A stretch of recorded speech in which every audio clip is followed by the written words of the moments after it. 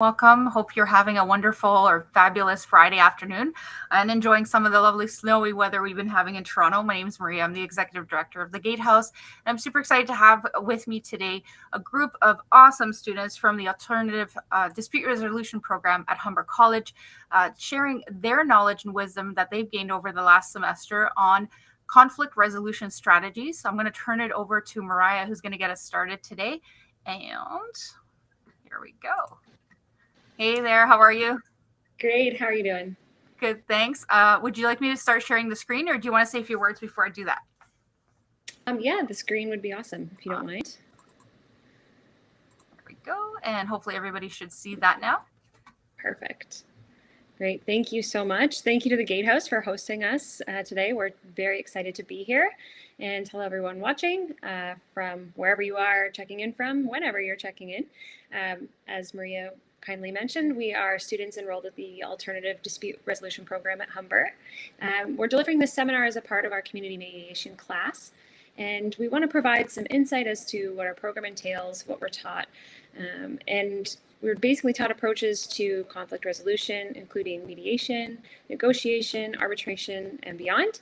We're very passionate about creating a safe and progressive space that inspires harmony and the empowerment of individuals to facilitate their own resolutions.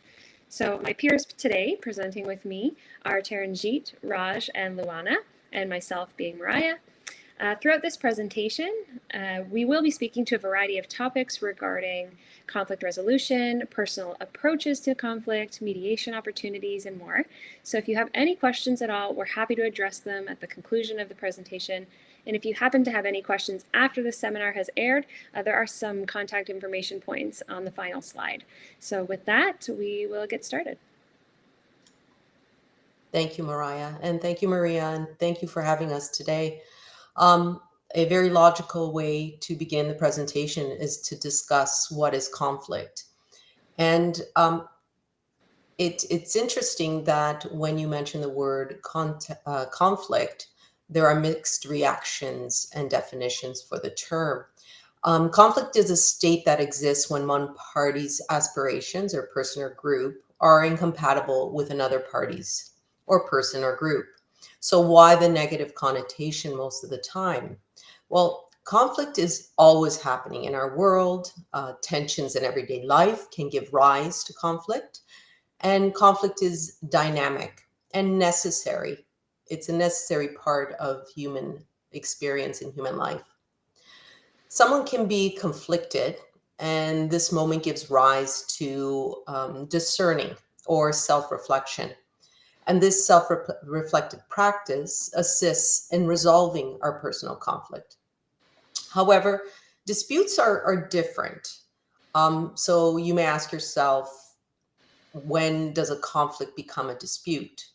Well, one group is actually able to name its opposition as an injury or wrong and is able to identify or blame the other party as the offender and claims some form of redress, and then you have a dispute.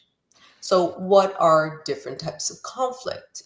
Most often categorized, we have relationship conflicts. These are caused by, say, stereotyping or misconceptions that involve strong emotions. Data conflicts may occur over information or misinformation, over what information is relevant and how it should be collected or interpreted. We have interest conflicts, which occur when parties believe they are in competition over substantive or procedural interests or even psychological interests. We have structural conflicts. These are caused by destructive patterns of behavior or interaction, which is unequal or unequal control of ownership or distribution of resources. We have unequal power and authority, physical or environmental inequities, or time constraints that hinder cooperation. And then there's value conflicts, which occur when people or groups have different criteria or valuing ideas for valuing certain ideas or behavior. and have goals based on mutually exclusive value systems. So, therefore, conflict is a very, very complex term, and as a result, it can evoke an emotional response above all. Next slide, please. So at the center of all conflict, we have human needs. So needs are, again, very complex. It's a complex network of our surroundings, physical, psychological, and emotional, just to name a few. And in sustaining our needs or acquiring our needs, at times we will face conflict due to various sources, such as the 7 listed here on the slide. The most 5 prevalent tend to be emotion as a source of conflict. We feel before we think and act, and as a result, we have different or varying emotional quotient, as it's called, or emotional intelligence levels, which give rise to either fueling our moments of conflict, or emotional intelligence allows us to perhaps rationalize before reacting. We have communication as a source of conflict. Humans are, of course, we're all at times imperfect communicators, and communication can engender conflicts, especially under emotional circumstances. There are also issues of verbal and nonverbal communication, which impact conflict, or tone, or issues of translation, idioms, metaphor, irony. We then have our values as a source of conflict. These are beliefs we have about what is important, what distinguishes right from wrong, good from evil, and what principles should govern how we lead our lives. Most complex source of conflict would be a value conflict. Quite often, values are rooted in faith or religion, which are deeply rooted, and this poses problems sometimes with regards to individuals being able to um, see, relate, and understand. We have history as a source of conflict, and this basically history provides the momentum for the development of conflict. This will speak to a bit more in the next couple of slides. There's also skill deficits and other needs conflicting with your needs, or the most debilitating source is lack of basic needs, such as poverty. These needs are nourished by our surroundings and or our interactions with others, or they are in deficit. So people engage in conflict either because they have needs that are met by the conflict process itself, or because they have or believe they have needs that are inconsistent with those of others. So, person's worldview, individual's worldview or frame of reference is their subjective reality. And this frame of reference is shaped by a person's particular experience and culture, and is the basis of their perception of the world, which at times could potentially result in stereotypes, incorrect first impressions, and possibly accumulated value judgments. So let's discuss the impact of unresolved conflict in the next slide. So, conflict, many believe, is a necessary step in the evolution of new shared meaning. Conflicts happen naturally in all relationships and cultures. Conflicts are universal. So, what is real to each of us is the result of our living in a particular time and place and space. In other words, as a result of our individual culture or worldview, we have our specific worldview and our understanding of the world around us. So even if we're born in the same family, our different life experiences can result in different norms or values or beliefs or goals. So because conflicts are universal, they can, in fact, be resolved by shared understanding, which is developed through dialogue, exchange of ideas between parties, between individuals who seem to be in conflict. However, if unresolved, the impact of conflict, as many of us probably have experienced, can be irreparable. It could be consuming, it could be damaging, and it could turn violent. Um, and we've seen many times the debilitating effect of conflict also through one example is post-traumatic stress disorder. Um, the impact of unresolved conflict can also have a generational or cyclical impact. But we know that um, tackling and working through conflict is not something we generally look forward to. Um, for some, it is so difficult or overwhelming that we choose to live with the consequences of repercussions. So, why should we run toward conflict and embrace it? Well, there are positive impacts of conflict. The next slide, please. So, conflict can potentially clear our collective thinking. It can overcome oppression, it can promote change, release of tension, promote growth, regulate distance between people. It can be a path to intimacy and personal gain. And it can also prevent stagnation. It can challenge the status quo.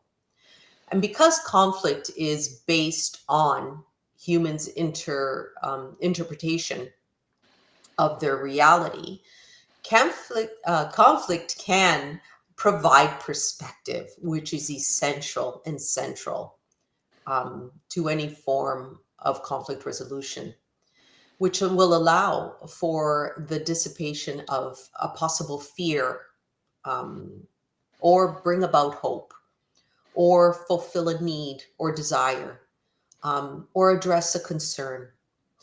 But most importantly, it will bring about empathy, which is the spark to ignite a shared human interest. It can bring about closure to a looming concern. It could bring about harmony and also unite.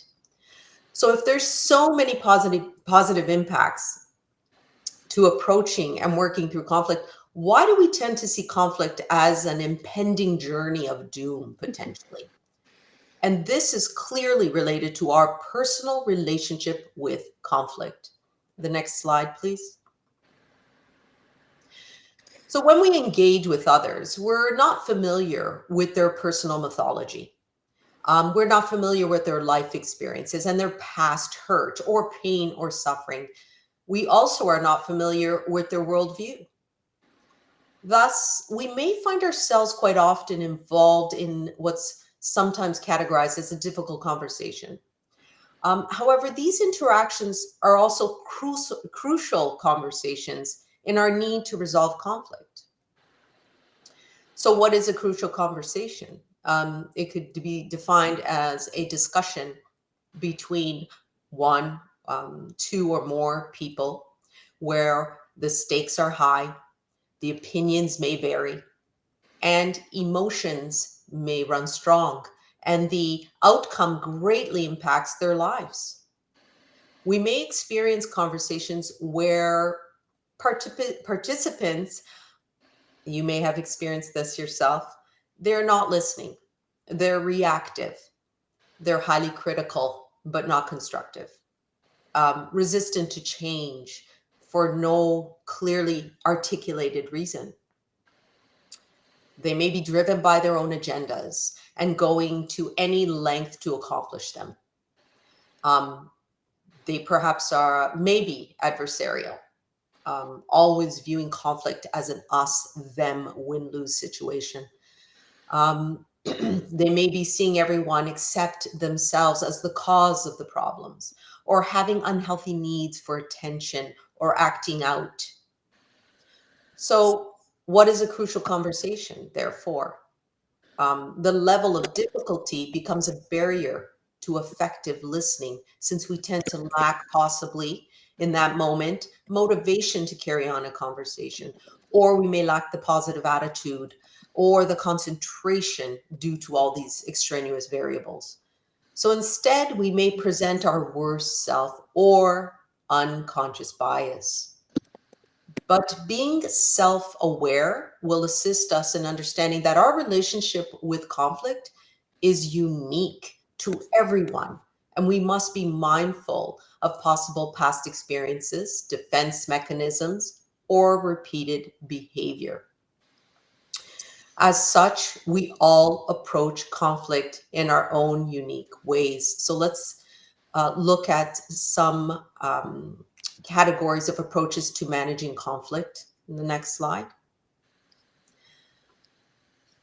So because we approach conflict based on our previous experiences, our personality, we will have our unique instinctual tendency um, as to how we approach conflict. This is our go-to, this is our instinct. And this is true also when we look at personality types. For example, many people have heard of the Myers-Briggs tests, and they're very popular, and many people in corporations use them as strategies for hiring. The four categories express different personality types, such as introversion, extroversion, sensing, intuition, thinking, feeling, judging, perceiving. And these different personality types also accompany us when we approach or manage conflict. But awareness in these differences in personalities, it allows us to adapt and to recognize how people approach conflict. Five are listed here on the slide. These fall into specific categories. For example, avoiding and ignoring. This is presenting a conflict, pretending, sorry, that a conflict does not exist, or suppressing conscious awareness of it instead of actively addressing it. And it may remove conflict in the short term, but as we know, it may lead to an eventual escalation in the future. Collaborative and compromising quite often is clumped together. So each party focuses on their own and others' aspirations. They focus on an ongoing relationship past the conflict. Both parties engage in finding solutions to satisfy both parties, and it can remove the cause of the conflict. The aim of the collaborator and the compromiser is to find out, without aggression, the other party's reality or needs or values and aspirations.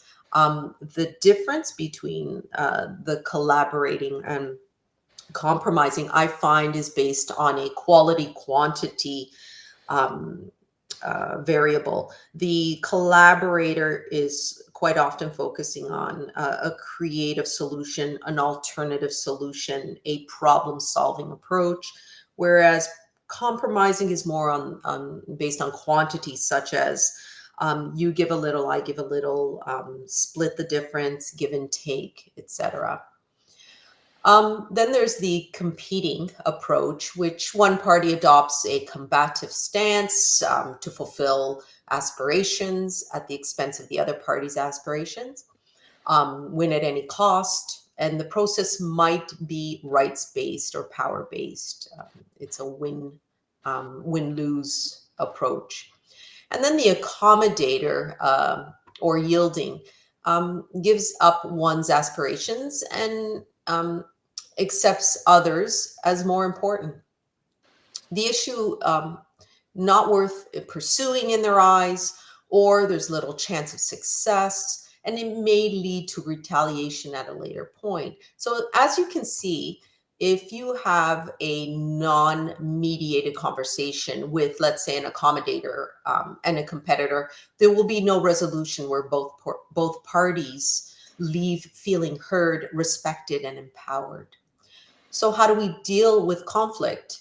So I'm going to hand this over to my colleague, Rosh, and to further discuss how to deal with conflict. Hello, everyone. Thanks for having us. And yeah, like my colleague said, I'll be addressing how we deal with conflict. So, oftentimes people will find themselves in conflict, and things will get very awkward. So, and then you will not necessarily know how you want to address it, and things are just sort of out of order. What can we do to make sure that this conflict is dealt with in a way that ends up with a resolution and it keeps the relationship intact? Next slide, please. So our answer to this question is through mediation. Mediation is a completely voluntary, party-led process, and it uses a neutral third party to facilitate the conversation, the mediator. Now, the mediator isn't there to side with anyone or make any sort of judgments. They're simply there to create a structured environment in which you can address and resolve your dispute. Next slide. Just to carry on into what a mediator is, they're a person who creates a structured and safe environment for you and the additional parties to engage in a constructive conversation. The mediator only knows what you are willing to share, and they don't have any personal stakes in the dispute themselves. They aren't there to pick any sides or judge or tell you right from wrong or decide the solution for you. That will be on the parties themselves. They're simply there to make sure that there isn't any power imbalance or there's no sort of intimidation at all. They're just a neutral third party, and they create a neutral atmosphere for you to focus on your interests and the other party's interests, and the outcome in the end. Next slide as well. Now there's a question of when you should see a mediator. You may be curious of when mediation is most appropriate. Of course, conflicts such as criminal matters and human rights violations, they're not most appropriate for mediation, as they do require more work. However, mediation is a great option when there is a valuable existing relationship at risk. This relationship doesn't have to be a personal one. It could simply be a dispute between you and a neighbor or between coworkers. Mediation is also a great alternative when there are strong emotional elements present.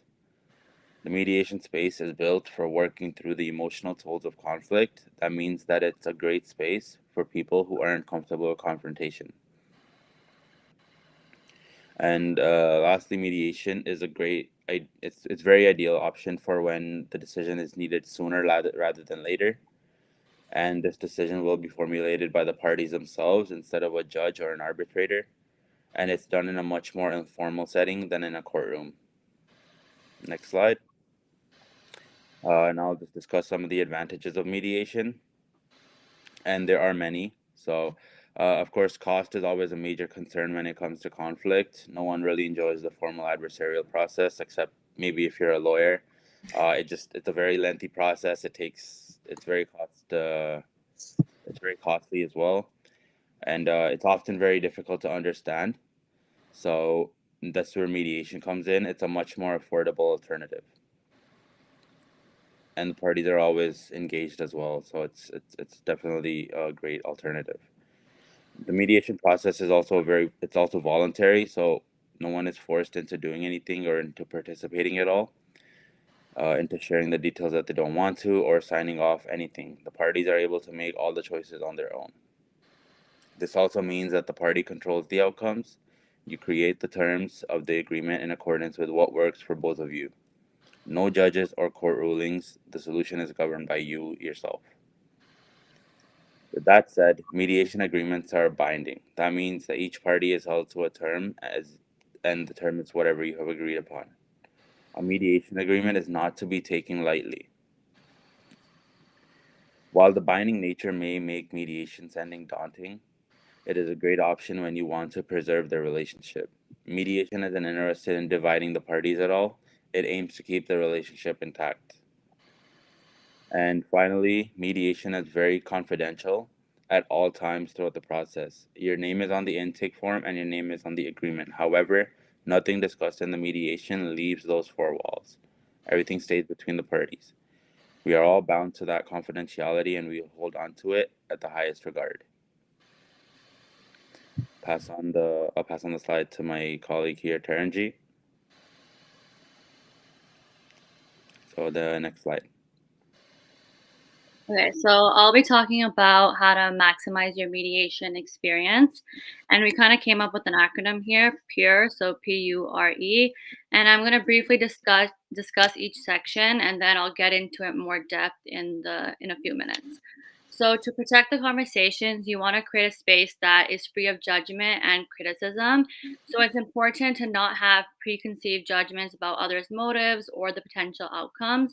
And then when it comes to the responses of an individual, it's important to not judge the responses. You need to learn to put aside your feelings and learn to sit with the discomfort of hearing things that you do not like. And so basically replace judgment with a sincere quest for understanding. So there's utilize emotional intelligence, which is basically being able to know how to communicate your opinions and needs in a direct way while still respecting others. Respond instead of reacting to conflict. When it comes to conflict, emotional outbursts and feelings of anger are common, but an emotionally intelligent person would stay calm during stressful situations. They don't make impulsive decisions and they focus on the goal, which is resolution. And it's also important to have great active listening skills, listen for clarity and wait for your turn to speak, and understand what is said before speaking. Next, there are some barriers to active listening. So, one of the barriers is joining the conversation with the predetermined attitude and assumptions about the other person or the matter that will be discussed. Instead, you want to join the conversation with an open mind and listen with curiosity and without bias, because good conversations have the power to create new shared meaning and understanding. Another barrier is completing the other person's thoughts and jumping to conclusions, which leads to misunderstandings. And this can happen when the parties kind of know one another for like a long time. One of the last barriers that I'm going to mention is selective listening, which is listening to only what we want to hear. And it's human nature that we don't want to hear something that will upset us, but that won't let us learn from others or collaborate effectively. You have to learn to discuss your disagreements respectfully, and paraphrasing can be one way to ensure you understand others' perspectives. The last one is to employ effective communication techniques. Effective communication creates an opportunity for conflict resolution. There are behaviors and techniques that are helpful and can be learned, but they will not be likely effective without genuine intention. So, next slide. So, a little bit more about protecting the conversation. When it comes to protecting the conversation, there are two conditions that need to be met for safe conversations to occur, which are mutual respect and mutual purpose. So, for mutual respect, the key thing is to prevent from manipulation or intimidation by either party from occurring, and to make sure that each party understands and respects the concerns and the position of the other party as well, even if they don't agree with one another. And mutual respect is also be willing to work things out. And then for a mutual purpose, it's the idea that two parties can come to a conversation with a common goal. You can resolve a conflict by inventing a mutual purpose. Sometimes we find ourselves in the middle of an argument because we have different purposes, but pointing out how your ideas or approaches are different is not going to help because you haven't established a middle ground. The key thing here is to get to a mutual purpose, which means to create a shared goal. So instead of competing or creating conflict, you focus on collaboration to get the win-win solution where everyone is satisfied with the outcome. Next, I'll be talking about emotional intelligence, which is the ability to express and control your own emotions, but also our ability to understand, interpret, and respond to the emotions of others, including their sensitivities and triggers. So, some of the components to emotional intelligence are self awareness, where you have the power to construct your identity and be aware of your own feelings and actions, and also make conscious decisions about how to act in ways that would lead to satisfying outcomes. Another is social awareness, and this is the ability to pick up on others' emotions, to be able to recognize verbal or nonverbal emotional cues, which may indicate levels of comfort, areas of contention, and confusion. And lastly, I have relationship management, which is managing the emotions of others in a positive and productive manner to enhance relationships. Emotions are generated by particular interactions, circumstances, or previous experiences. Our emotions alter our thoughts and behavior. And also for emotional intelligence, it is the ability to deal with strong negative emotions. You want to have a plan and be able to identify emotional triggers and also be able to acknowledge them. When people are triggered, they kind of go into like a fight or flight response, whereas in fight, you would get defensive and begin to argue and get angry. And then for flight, you would simply just shut down. And that is important. And that is why it is important to know what triggers you so you can manage accordingly. And one approach to reduce emotions is to ask open-ended questions that can help the individual to elaborate on what they're feeling. And so, one example would be to take part in circle training, which offers a collaborative space for people to share openly and build or rebuild trust with each other. And circles can help individuals heal and strengthen relationships and give the ability for others to understand each other's perspectives and why they may be behaving a certain way. Next slide. So here I'm going to discuss perfecting active listening. Active listening is a very important and powerful tool. It's a way of listening and responding to another person to help get a good understanding of the situation. It helps build trust and rapport, which is a positive relationship between people. And it also creates clarity, which helps to de escalate the situation. But active listening does require work and concentration. You have to have the ability to focus and bring a positive attitude. So some techniques to active listening are like minimal encouragers, which are basically like smiling or saying yes, okay, nodding your head, which shows that you are in fact listening to the other person. It is also key to not judge. You want to be respectful and be empathetic. Otherwise, you can cause stress on the other person and trigger them, and the situation may just escalate from there. So the use of paraphrasing or reframing is beneficial as well when things become negative because it gives you the ability to de-escalate hostility and calm emotions and describe issues as solvable problems. You don't want to be offering opinions or suggestions. When you are trying to get like a story from an individual, it is important to encourage the speaker. And body language is key here because you don't want to be crossing your arms and legs. Instead, you want to display open body language and maintain eye contact so that it shows the other person that you are interested and curious in what they have to say. And another key aspect of active listening is to ask open ended questions rather than closed questions. This is because it gives the ability to draw out the background and context of the situation and clarify and check for understanding as well. And some examples of like open ended questions can be, can you tell us more about the situation or what happened next? So it's important to also allow venting to take place and then for a key goal for a mediator would be to summarize basically what is important to the speaker, which includes issues, concerns, and feelings, and check for accuracy. So that way the other person can see you are trying to understand their perspective. Next slide. So here I'm going to talk about effective communication. So for one, it's important to avoid blaming language, which are statements that include you never or you always. The reason it is important to avoid blaming is because it allows for an open discussion on what has happened so that all issues can be taken into consideration. The purpose of mediation is not to investigate to try to find the truth about a situation. It simply acknowledges that there is a problem and to assist the parties in finding another way of viewing a situation and of responding to it that works for both parties. Another one is to validate and respect feelings. You have to care about what others are trying to say. There's always room for new information to be learned as well. And lastly, it's important to stay on topic. When you draw attention away from the issue at hand, you introduce more problems.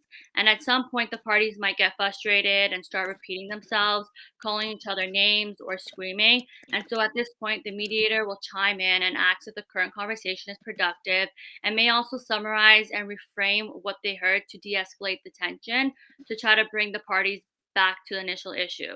So if the conversation goes elsewhere, the mediator will ask the parties about their underlying needs and wants in this moment and then go from there. And so now I'm going to hand it over to my colleague Mariah and she will finish off the presentation. Great, thank you. So now that everyone understands what constitutes conflict, perhaps what your personal attitudes or approaches to conflict may be, what a mediator is, obviously some positive effects of mediation, and the best mindset and tactics to engage in mediation. But underlying question of all of this is, where do you find a good mediator? And what qualities make a mediator a good one? So on the next slide, I'll be able to answer some of those questions.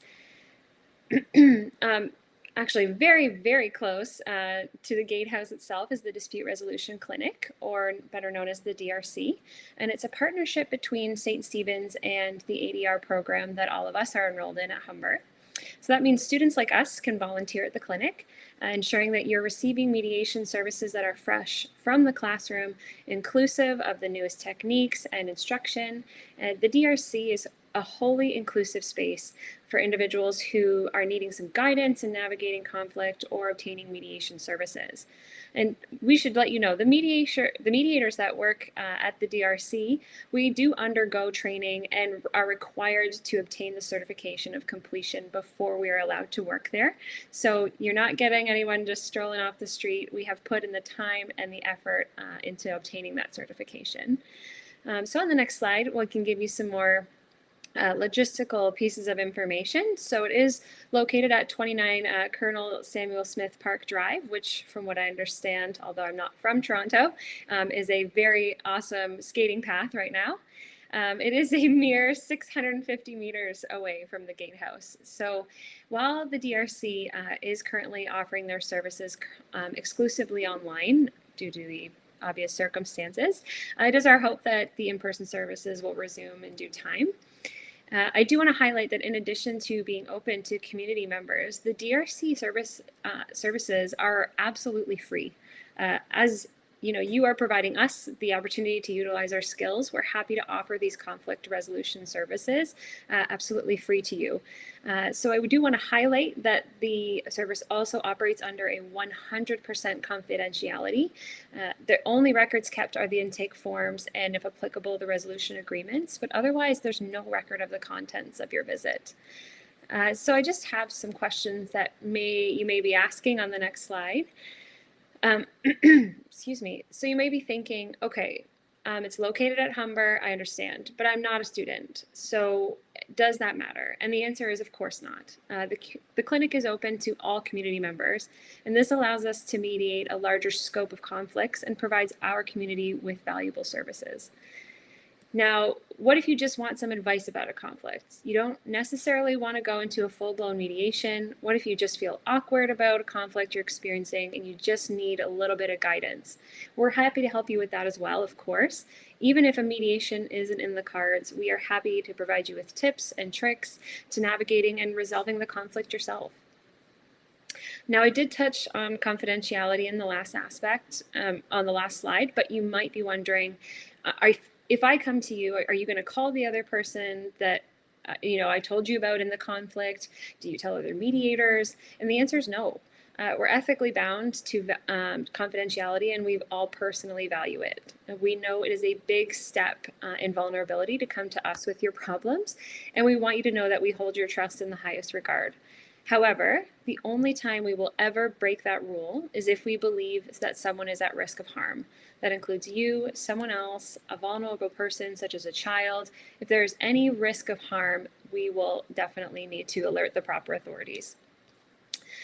Finally, on the last slide, all that said, if you have any other questions, I've included the DRC website as well as the email address where you can get some more information. They also have an online booking feature as well.